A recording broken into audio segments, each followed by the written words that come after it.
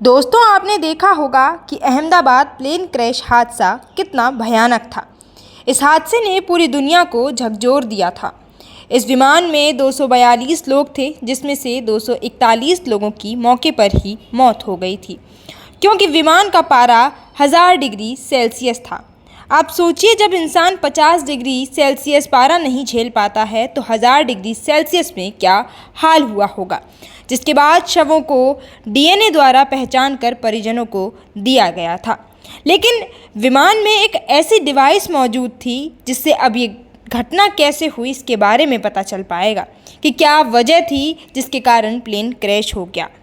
और वो डिवाइस है ब्लैक बॉक्स, जिसके दो पार्ट होते हैं, जिसमें एक पार्ट होता है सीवीआर, दूसरा पार्ट होता है एफटीआर।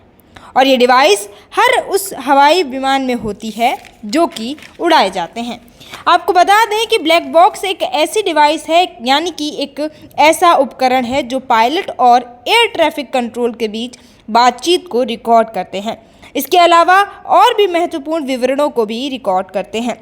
और ब्लैक बॉक्स का एक हिस्सा है सीवीआर, जो कि एक ऐसी डिवाइस है जिसकी मदद से एयर ट्रैफिक कंट्रोल यानी कि एटीसी से और पायलट के बीच की वार्ता के बारे में पता लगाया जा सकेगा कि उन दोनों के बीच क्या बात हुई थी, क्योंकि पायलट ने एटीसी को लास्ट कॉल किया था, जिसमें मेड एक कॉल पर बोला, जिससे हेल्प मांगी। उसके बाद एटीसी से संपर्क टूटने के बाद विमान क्रैश हो गया। बताया जा रहा है कि उड़ान भरने के 36 सेकंड बाद विमान दुर्घटनाग्रस्त हो गया। विमान ने उड़ान 1:39 पर भरी थी और 36 सेकंड के बाद विमान क्रैश हो गया। उस विमान में 10 क्रू मेंबर भी शामिल थे।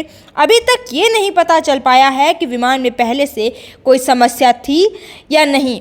ये सारी जानकारियाँ अब सीवीआर और एफडीआर, जो कि ब्लैक बॉक्स डिवाइस में मौजूद होती हैं, अब उनसे निकल कर आ पाएंगी, क्योंकि ब्लैक बॉक्स एक ऐसी डिवाइस है जो कि बरामद कर ली गई है और वो हर एक गतिविधि को रिकॉर्ड करती है, चाहे वो आवाज़ के रूप में हो, चाहे वो डेटा के रूप में हो। अब ये बाद में पता चल पाएगा, क्योंकि जांच है वो लगातार चल रही है, क्योंकि एटीसी से भी कई सारे सवाल हैं वो पूछे जा चुके हैं। जांच लगातार चल रही है, लेकिन अभी कुछ भी स्पष्ट नहीं हो पाया। ये कोई एक हादसा नहीं था। अहमदाबाद हादसा हुआ, उसके बाद केदारनाथ में हेलीकॉप्टर क्रैश हुआ।